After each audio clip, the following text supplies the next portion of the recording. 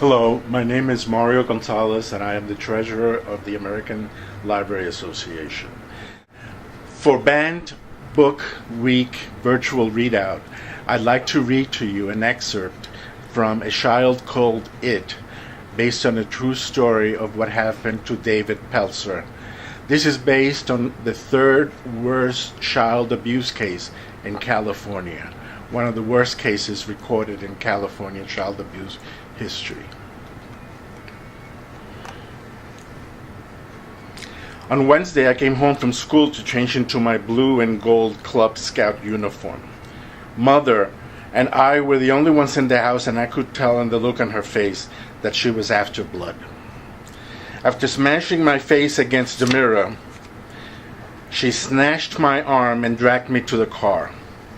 During the drive to my then mother's house, Mother told me what she was going to do to me when I got home. I scooted to the far side of the front seat of the car, but it didn't work. She reached across the seat and seized my chin, lifting my head towards her.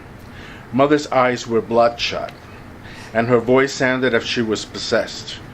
When we arrived at my then mother's house, I ran to the door crying. I whined to her that I had been a bad boy and I could not attend the meeting. The then mother smiled at me silently and politely, saying that she would like for me to come to the next meeting. That was the last time I saw her.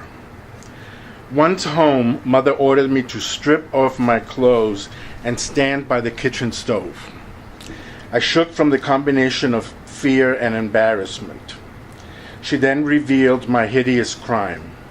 Mother told me that she had often driven to school to watch my brothers and me play during our lunch period, and she claimed that she had seen me that very day playing on the grass, which was absolutely forbidden by her rules. I quickly answered that I had never played on the grass. I knew Mother had somehow made a mistake. My reward for observing Mother's rules and telling the truth was a hard punch in the face. Mother then reached over and turned on the gas burners to the kitchen stove. Mother told me that she had read an article about a mother who had her son lie on top of the stove. I instantly became terrified. My brain became numb and my legs wobbled. I wanted to disappear. I closed my eyes and, wishing her away, my brain locked up when I felt Mother's hand clamp my arm as if it were in a vice grip. "You've made my life a living hell," she said to me. "Now it's time that I showed you what hell is like." Gripping my arm, Mother held it in the orange-blue flame. My skin seemed to explode from the heat. I could smell the scorched hairs from my burnt arm. As hard as I fought, I could not force Mother to let go of my arm. Finally, I fell to the floor on my hands and knees and tried to blow cool air on my arm. "It's too bad your drunken father's not here to save you," she hissed at me. Mother then ordered me to climb up on top of the stove and lie on the flames so she could watch me burn. I refused. I was crying. I was pleading. I felt so scared I stomped my feet in protest. But Mother continued to force me on top of the stove. I watched the flames, praying the gas might run out.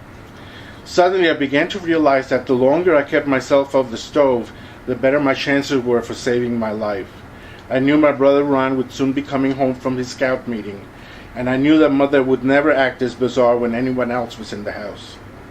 In order to survive, I had to buy time. I stole a glance at the kitchen clock behind me. The second hand seemed to creep ever so slowly. To keep my mother off balance, I began to ask whining questions.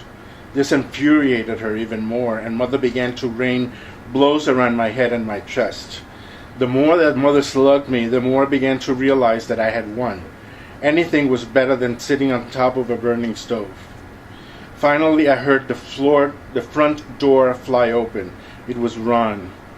My heart surged with relief. My blood from my mother's face drained. She knew she had lost. For a moment in time, Mother froze. I seized that instant to grab my clothes and race to the garage, where I quickly dressed. I too stood against the wall and began to whimper until I realized that I had beaten her.